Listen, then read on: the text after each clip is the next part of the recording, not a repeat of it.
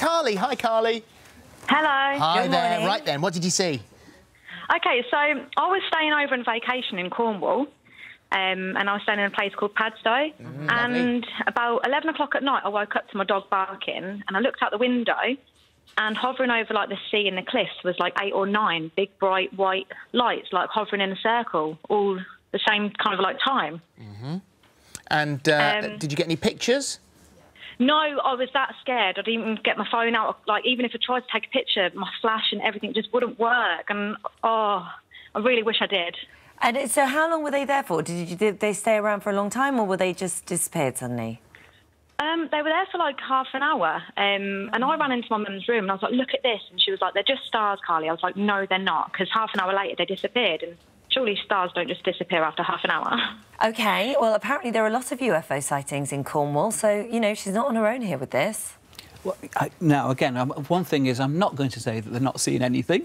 That's very naughty. But what are they seeing? The thing is that we know is that 95% plus of all UFO sightings can be explained if people kind of are able to investigate at the time. And it turns out to be a whole range of different things. It might be a laser display, it might be Chinese lanterns are very popular, celestial objects, bright planets like Venus or Jupiter, meteorites, all kinds of different things can be misreported. Of course, when we're looking at a report from so long ago, there's no photographic evidence, we can't give a definitive explanation. But to my mind, those type of explanations are much more likely. It does leave 5% I was going to say you can't. That's still 5%. Exactly.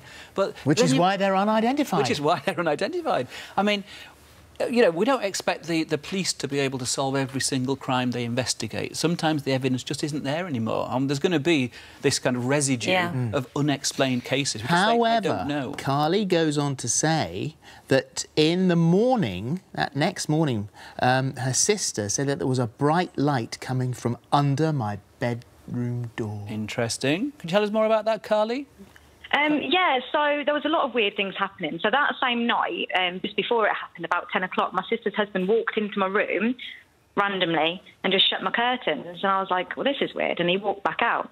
And then in the morning, when I told everyone about it, my sister was like, well, that's weird, because at 11 o'clock I walked past your room and there was a bright white light underneath your door. And my telly, I didn't have a telly in that room or anything, so...